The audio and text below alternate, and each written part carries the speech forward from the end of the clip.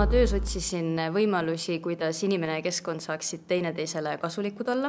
Lähtepunktiks oli Läänemere halvenev tervis, millele aitab kaasa inimese tekitatud reostus.